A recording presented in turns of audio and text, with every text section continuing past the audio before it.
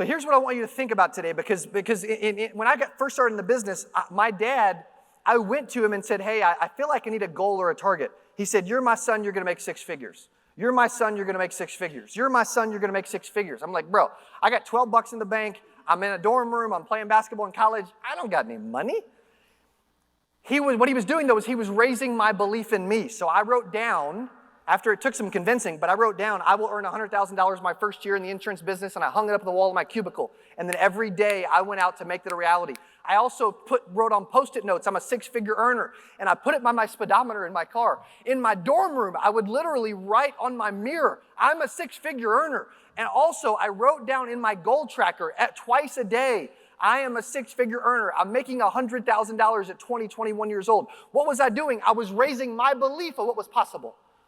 I believe, and I'm sold that you can achieve way more than you've ever dreamed, but you are actually holding yourself back today.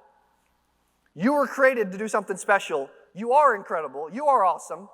You are confident. Maybe you are sexy. Who knows? At least you or your spouse should think so, right? But guess what? There's a lot more possible than you could ever dream. So I'm going to walk through something called the Possibility Index, because I would like to spend a few minutes teaching. Is that okay? Yeah. Okay, good. Whoa, SWAT. Is that okay? Yeah. Okay. So with a Possibility Index, what I love about this is most agents, before they get in the business, success in this business, here's the target, and they're over here. They're not even anywhere near the center because success is invisible to them. Money, all those things is invisible.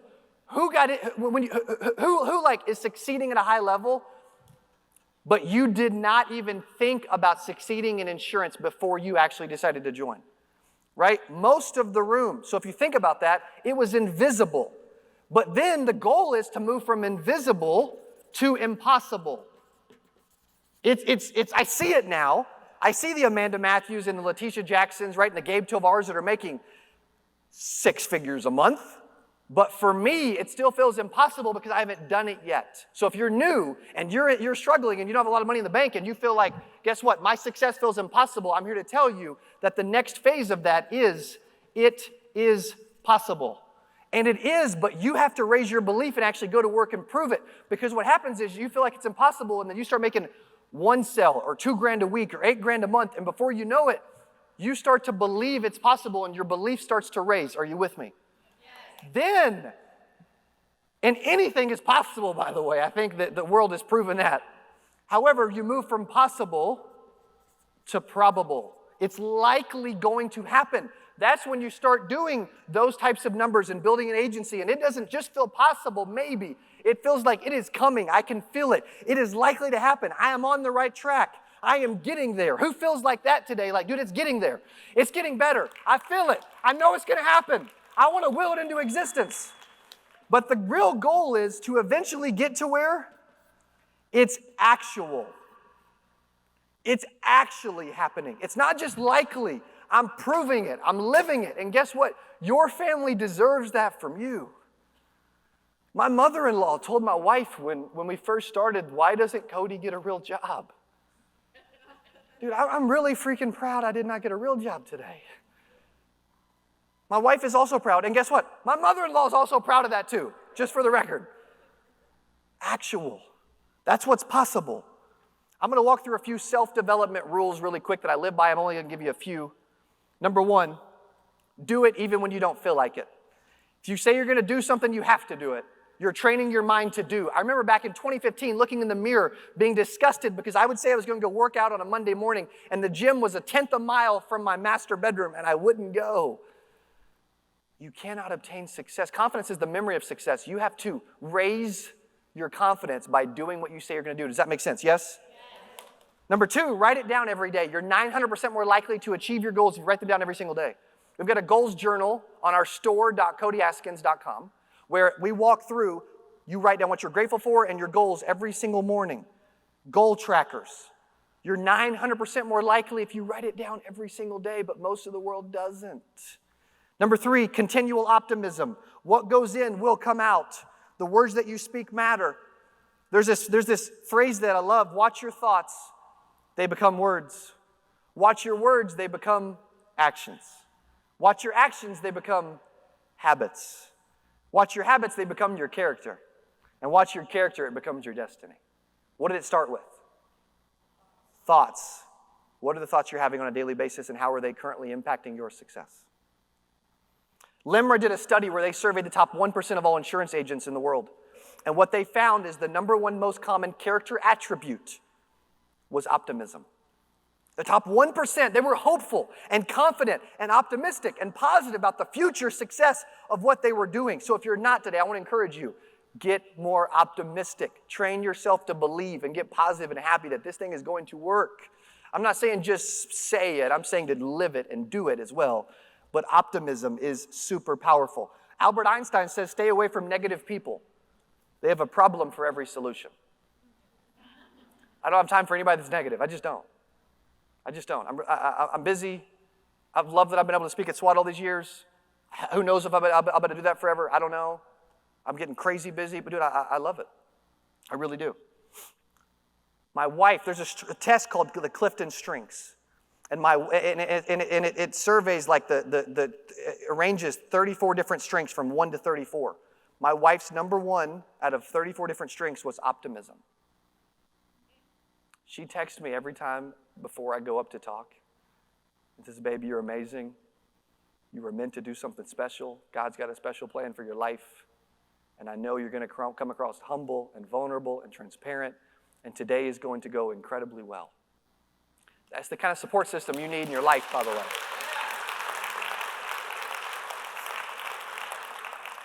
Number 4, don't play the blame game. Don't play the blame game. If you lose an agent, it's entirely your fault. If I lose a team member, it's my fault.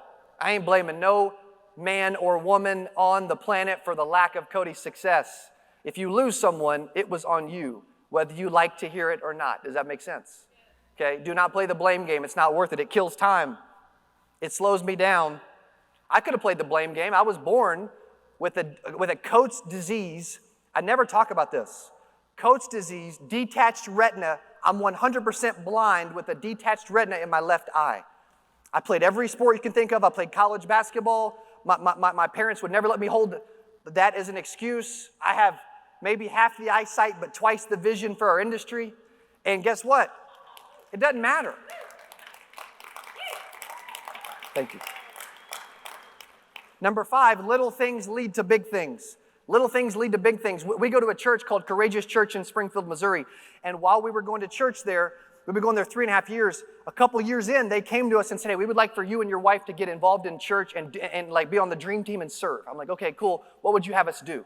They said, we would love for you to greet new people at the info desk and give them a mug. I'm like, what? Now, that's arrogance, by the way. That's ego. That's something I need to deal with, right? However, that was my first thought. I'm ashamed to say, can I be honest with you? That was it. However, my wife said, hey, let's just go. You may really enjoy it. Let's just go do it. I'm like, fine, we'll give it a try. Well, guess what? I didn't want to go, but then a few months later, the pastor comes to us and says, hey, you guys are doing such a good job. Why don't you build an outline and a training curriculum for this position so that you can train other people to do this when you're not there? I'm like, oh my gosh, now we're talking. Also, then later, the pastor's wife comes to me and says, hey, you're so good at human-to-human connection. You speak to everyone all the time, which I think you should be doing, by the way. It's not hard. She said, I'm thinking about having you coach our entire staff on human-to-human connection.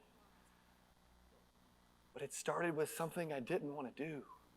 Little things lead to big things. Say little. Say big. Big. Also, here's how I want to finish. My parents went to a family reunion in Little Rock, Arkansas 3 years ago, next month. And while they were there, a long-lost aunt came up to them from Independence, Mississippi. And she said, do you realize that they're playing Cody's videos for high school kids in Independence, Mississippi?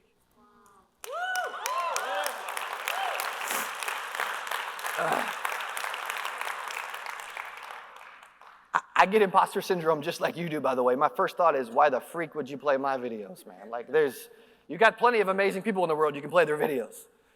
Well, they asked him, my parents were like, well, why Cody? They said, well, because he doesn't curse. He's positive, he's inspirational. He rarely talks about insurance products anyway, and he believes anybody can accomplish anything. We believe he's a good example for our kids. I looked up Independence, Mississippi, and it's the most economically disadvantaged county in the state of Mississippi. And my wife and I did not start doing what we were doing to help kids. But God saw a bigger vision for our life than we did. Than we did.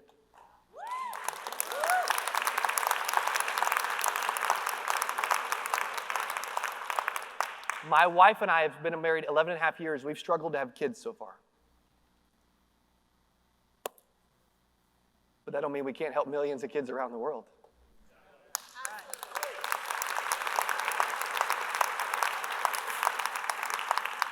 Also, those kids are in the most economically disadvantaged county in the entire state. But it doesn't have to be that way forever. And maybe we get to be a small piece of that school and those kids and that county being different in the future.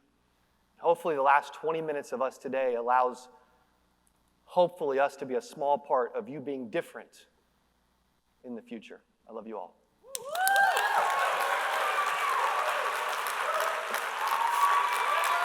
Yeah.